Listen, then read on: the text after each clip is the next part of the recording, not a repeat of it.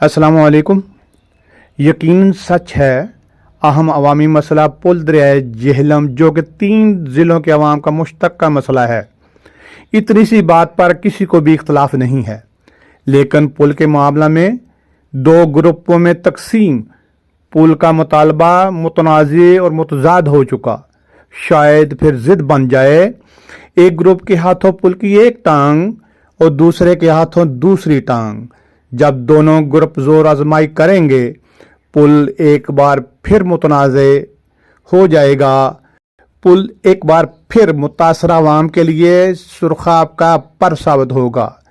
ज़ाती ख्वाहिशात या मफादात की खातर इख्तलाफात का गैर मुनासिब, गैर जिम्मेदाराना चंद शख्सियात का रवैया दरअसल अवामुन्नास मुतासरीन के लिए परेशान कुन और मुश्किलात नुकसान का सबब बनेगा।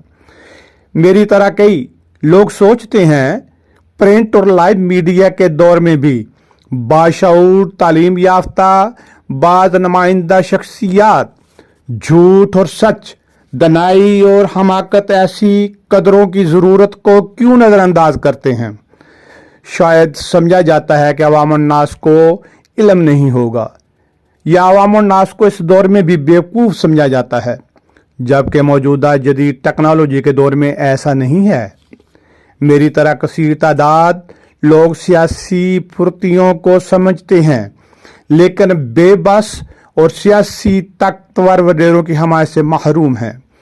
फैसला साज वडेरों से कहना यह है कि 3 ज़िलों के लाखों मुतासरा अवाम की परेशानी और मुश्किलात को महसूस करें।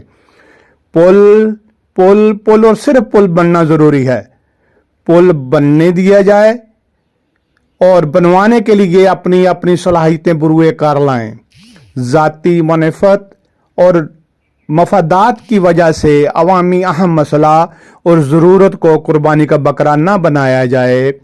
लगता है कि मफादात की जंग में पुल ही कत्ल हो जाएगा, जो कि अवामुन्नास का एक बड़ा नुकसान होगा।